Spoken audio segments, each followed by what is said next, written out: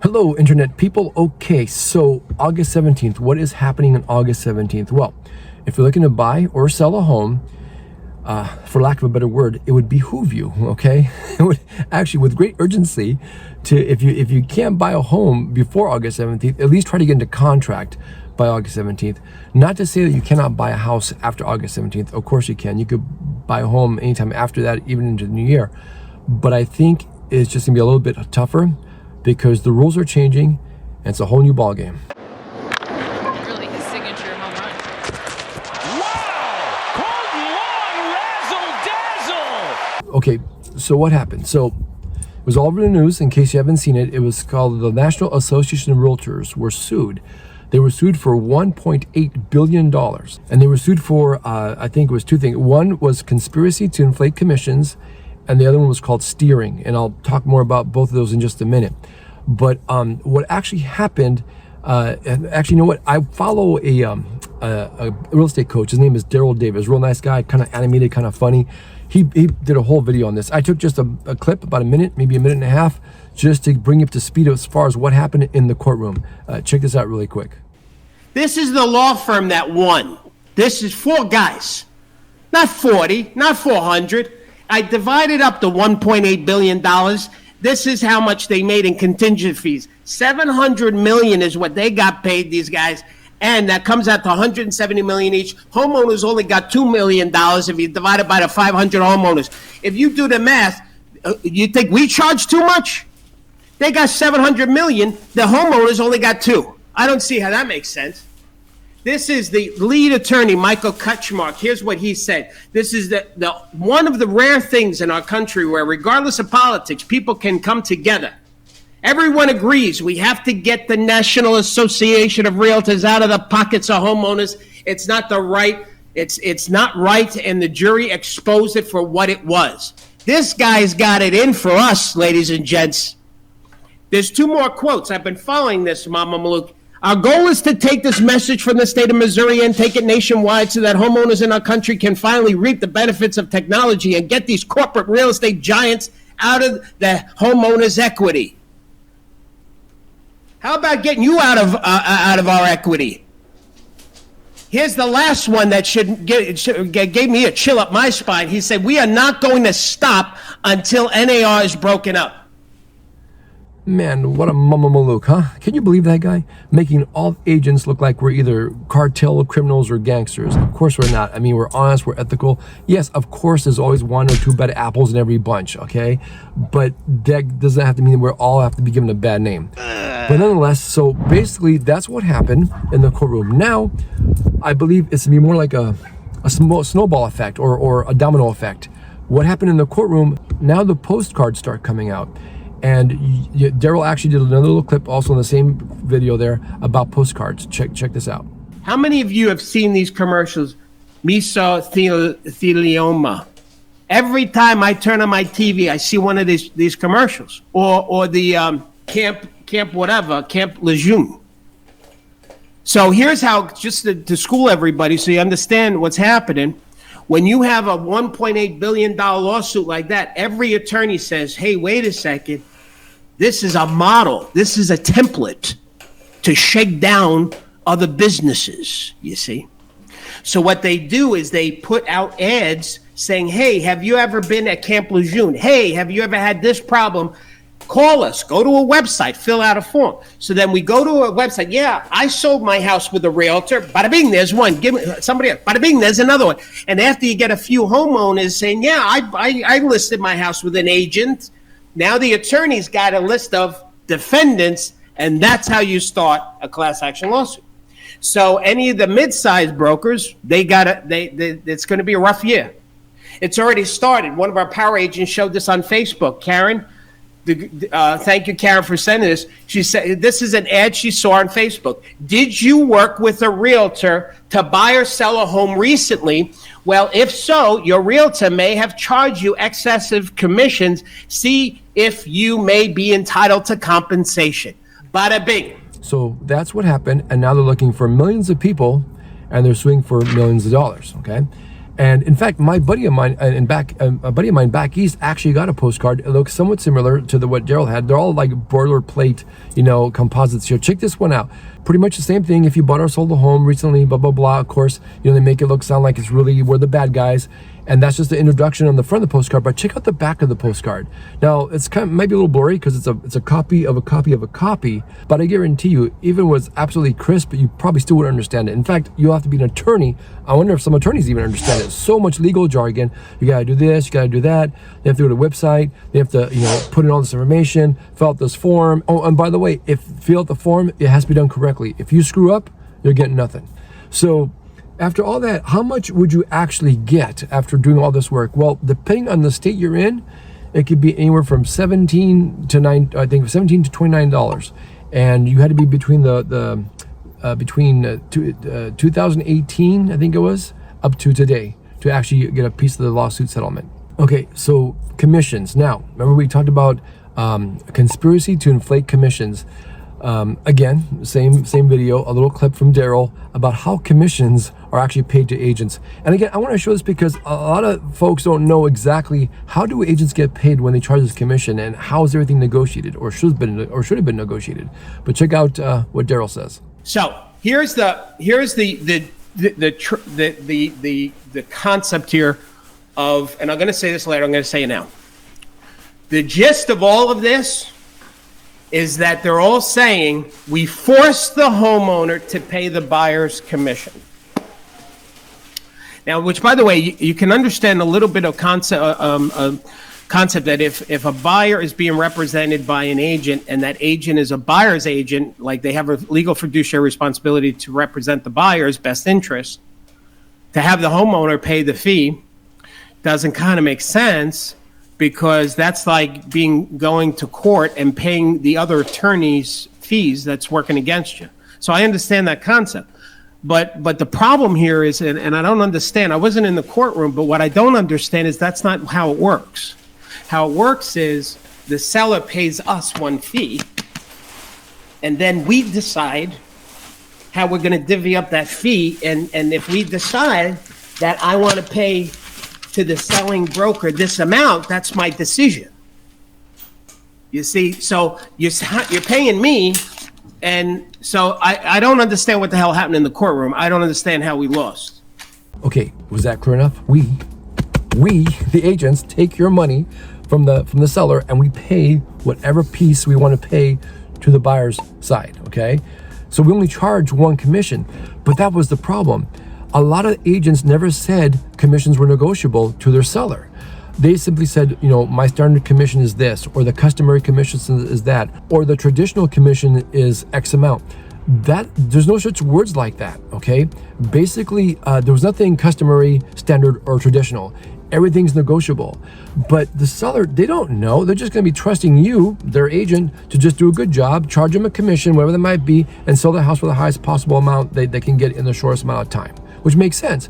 But because they never actually told them that, the conspiracy, okay, came into where now we overcharged everybody. That's why we're in this position here.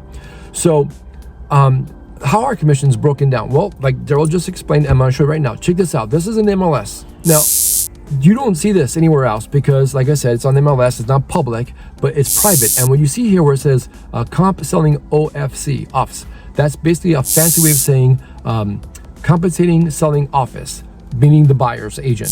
That's the percentage that actually goes to the buyer's agent. For this particular home, it's 2%. It doesn't matter if the sale price of the home is $600,000, $700,000, $900,000, whatever. It doesn't matter. That's the percentage the buyer's going to get for selling this home. Look at this other one. This one here is offering 2.5%. Same thing. I just picked these at random. I think this one's here in Redwood City, but I got one in here, I think was in Vallejo. The other one was in Benicia. 2.5% for this one. And the last one here, look at this one, 3.0%. So if the agent sells this home here, the buyer's agent, he'll get 3% of the selling price. Now, what if this home was $1 million? That's what, $30,000, $40,000? That's a nice chunk of change. Do you see the problem here? They're saying is, well, why isn't it fair? Because, they're charging whatever they want to charge. But no, remember what Daryl said? We only charge the commission one, whatever it might be, 7%, 6%, 5%. Then we split it up any way we want to get the buyer side. I think it was pretty fair because, 2.5% to the buyer side because he's bringing the buyer. And if it's 6%, the listing agent gets 3.5%. Obviously so, because, we're doing all the work as far as marketing, listing, MLS, open houses, social media, all that stuff.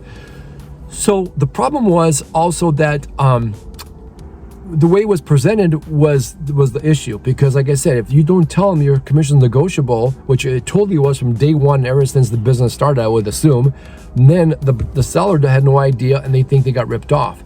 Now what's going to happen is we're going to have like somewhat of a menu system where, for 4% I do this, 5% I do that, and 6% I do that. Simple as that. 4% I'll put on the MLS and we'll just pray somebody buys it. For 5%, I take professional pictures, put in the MLS, and market on social media, whatever. For 6%, I take professional pictures, do drone shots, do something called an eye guide. We can do advertising. We'll stage the home, open houses like every other week, whatever you want to do. So obviously, the more you pay, the more you get. That's the way it should be, but it wasn't presented that way. So now, here's the thing: the seller, which is true, no longer has to pay the buyer side. Under the new rules, the seller, and by the way, the contracts are different too. Now on the actual listing contract, almost there's like 4 or 5 places where it says, commissions negotiable, commission. In fact, I take it back. It's not commissions because they changed the wording since everybody's so sensitive now. Now we use the word concession, okay? I'm gonna just call it commission to avoid confusion, okay? That's a tongue twister. I'm just gonna say commission to avoid confusion. That's what I'm gonna do. So anyway, the commission basically no longer has to be paid by the seller to the buyer's agent. The buyer's agent has to get their own commission now. Where's that money going to come from? Well, 3 different ways.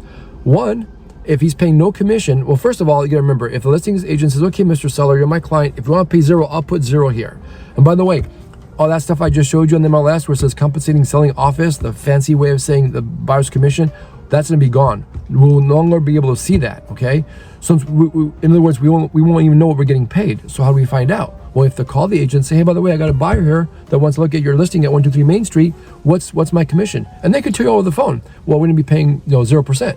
0%.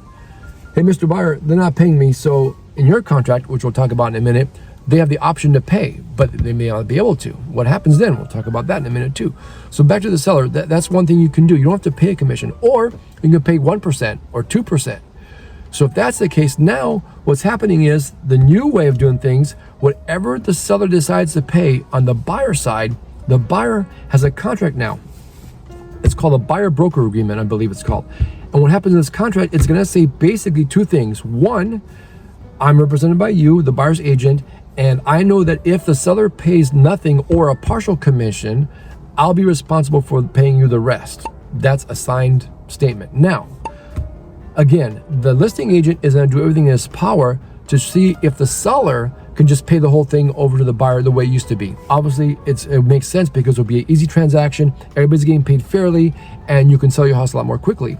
But if all of a sudden the seller says, well, no, I'm only be paying 1% or 0.5% or 1.5%, whatever, and the buyer's agent says, well, you know what?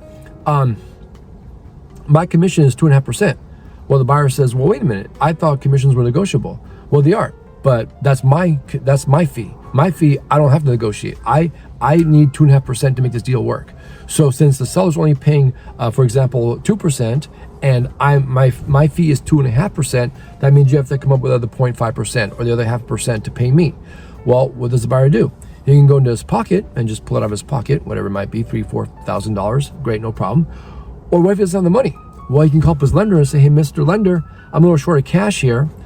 Can you, by any chance, put it onto my loan? And it's possible. So if he qualifies, that's great, but he may not qualify. So for example, that's another thing that might be a little hard to work around. Say, for example, the house is $600,000. He qualifies for $600,000. He got a pre-qualification from his lender saying, I could buy this house at $600,000. But now he's short, I don't know, let's say $4,000 or $5,000, 0.5%, whatever it might be, to pay me, the buyer's agent. All of a sudden, the seller might say, well, you know what? You qualify. You max out at $600,000. We can't give you the rest of the money because we can't give you more money than the house is worth. So what happens? He can't buy the house. Simple as that. The other option is, what if he does qualify? Okay, you know what? You qualify for 600. You got to pay Bruno his commission, an extra $5,000 or whatever, make it $7,000. So we'll give you $667,000, so that way you can purchase the home. Okay, he qualifies, but all of a sudden, the lender's appraiser comes in, and he appraises the home at $600,000. So basically, the $700,000 that he's supposed to pay me, he doesn't qualify for. But what really sucks is this: he qualifies to buy the house. If the house is for sale for $600,000 the way it used to be, okay, the actual commission was already built in. But now that the commission is no longer there, the buyer has to find his own commission, as you can see, and now it's up to him to figure it out where it's going to come from. If he doesn't have the money and he can't figure it out, guess what? He doesn't buy the house. The seller can't sell it to him, and it's a lose for everybody. But I think this is going to open up doors to another type of lawsuit: discrimination. So, for example, say my client, Mr. Hernandez, who's Hispanic, happens to have the $600,000 to buy this home. Then he finds out that, for example, the seller's not paying anything, and he can't find the money. He doesn't qualify for the home. But Mr. John Smith here, who happens to be a white male, comes by and goes, "Oh, how much you want for the home? Oh, okay, $600,000, and I have to pay the difference. Oh, I got the money. I'll take care of it. Yeah, let's go. I want to buy the house." So is it because that John Smith had the money, or is it because that maybe he was white rather than Hispanic, or vice versa, or black, brown, or yellow? I'm just making this up as I go along here. Okay, just work with me here. See, my point is that just because, like I said, the buyer qualified, he just didn't have the actual commission money, which was it's separate from the actual house itself. And like I said, it now seems unfair because before it was not a problem. The commission was actually built into the loan when the house was up for sale. That's where the seller would pay it out as equity. Now, if the seller's going to be a little tight with his equity, doesn't want to pay any more than he should have, and decide like, well, I heard the news, I don't have to pay commission anymore, to the buyer's side, great. But now nothing's going to get done, or if it does get done, it's going to be extremely difficult, or it may even open doors to other problems like discrimination. I'm just saying. So what do? Well, I have another strategy: off-market properties. I'm going to market to prospective sellers that are looking to market or sell their home, but they don't want to put it on the MLS for reasons I just explained in this video. They don't want to put a sign in the yard because they don't want their neighbors to know. They don't want open houses because they want people trampling through their house every other week. I get it. So I think it'll be easier now, especially with all these changes, that I simply have a buyer, RWA, I call them RWA buyer, ready, willing, and able, that is looking to buy a home, and they tell me, "Bruno, I want a home in this neighborhood. I want these features, and I want this and that and this price range." Great. All I do is I market to I get my list together. I know how to find these homes that meet the specific requirements that my buyer is looking for, and I send it out to that particular neighborhood that they're interested in, and I send out 300 to 400 different letters, and I'm sure I'll get 2 or 3 different sellers that are willing to sell their home. And all the letter says like, "Hey, I have a ready, willing, able buyer that is looking in this neighborhood. Would you consider selling your home?" They'll probably say, "Well, how much is he paying?" And there's no lowballing here, okay? My buyer's gonna be paying full market value or better, depending on the condition of the home. So as long as we agree to a price, as long as we agree to the terms, it is perfectly legal for me to represent both buyer and seller here in the state of California. And what I do is, rather than charge a 6% or 5%, I only charge a 4% to the actual seller, because remember, he has the equity, and he'll be more than happy to pay that because he's only paying one fee to one agent. There's no splits here. He sells his house for the price he wants. My buyer gets the house he wants in the neighborhood he wants with all the features he wants. It's a win-win-win for everybody. Okay, that's my new strategy. And by the way, if you're looking to actually seriously buy a home, but your credit is a little banged up, for less of a better word, no problem. I made a video previously about beginning of the year, actually. It was back in January. Click right here in this link. I'll put a link here somewhere. I'll take you to that video. This is a definite DIY credit repair system. And of course, you're not going to do it all yourself. I'm here to help you, okay? If you need help, just call me, email me, text me, send me smoke signals. I don't care. Do something. Get a hold of me, and I will help you repair your credit. And you can do this in 10 to 15 business days. So if you got someone like Lexington Law or all these other companies that are charging you $100 a month or whatever, that's just a waste of money. All they do is send a bunch of bogus letters. Sometimes they work, sometimes they don't. No. There's a way you can do it yourself with just 3 letters. Give it 10 to 15 business days, and your score will increase 20, 40, or 60 points. I recommend, remember that word again, I would behoove you, okay, to do this as soon as possible and before you talk to a lender, because the lender, when you go in and apply for a loan, guess what they're gonna check? Your employment, your finances, this, that, and of course, your credit. So get your credit out of the way, make it, because you can get a loan, no problem with a credit score of 600, 625, but you're gonna be paying through the nose in interest, okay? Rather, get your score up in the 700s, the lower interest rate loans, which are given to people with good credit. I'll be more than happy to help you with this. All you gotta do is just reach out to me and let me know. Again, I'll put a little thing here. Just click on it. Click on that thing, whatever that thing is, and then I'll be more than happy to help you out with your credit situation. So, any questions, again, reach out, leave a comment. If it's not clear, I'll explain everything. Call me, talk to me. I'm reachable. I'm not AI. I'm a real live human being talking to you right now.